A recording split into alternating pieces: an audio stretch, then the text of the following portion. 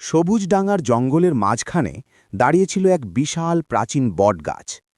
এরই ছায়ায় বাস করত ছোট্ট চকি। প্রতিদিন সূর্য ওঠার সঙ্গে কাজে হাত লাগাত। গমের দানা জোগাড় করত, কখনো মধুর ছোট কণিকা সংরক্ষণ করত, শীতের জন্য খাবার সংগ্রহ করত।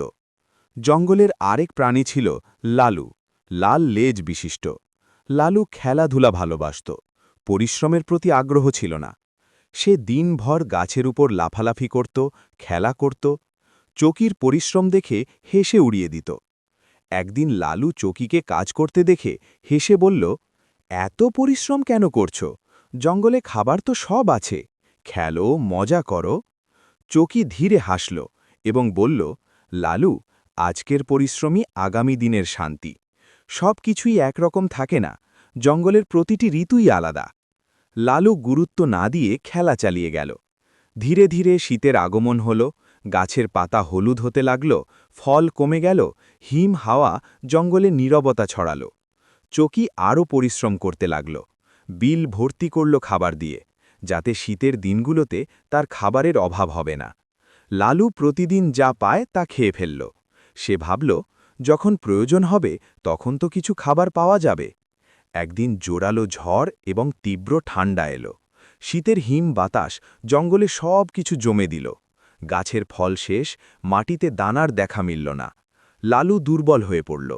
ক্ষুধার যন্ত্রণায় তার শরীর কাঁপতে লাগল। সে চিৎকার করে চকির কাছে এলো। চকি, দয়া করে আমাকে কিছু খাওয়াও, খুব ক্ষুধার্ত। চকি তার আমি আগেই বলেছিলাম, প্রস্তুতি জরুরি, তুমি বুঝতে পারছ? লালু চোখে জল নিয়ে বলল, আমাকে ক্ষমা করো, আমি তোমার কথা উপহাস করেছি, বুঝতে পারছি আমি ভুল করেছি। বলল, প্রতিজ্ঞা করছি, কখনো অলসতা বা লোভে পড়ব না। চকি তাকে খাওয়ালো।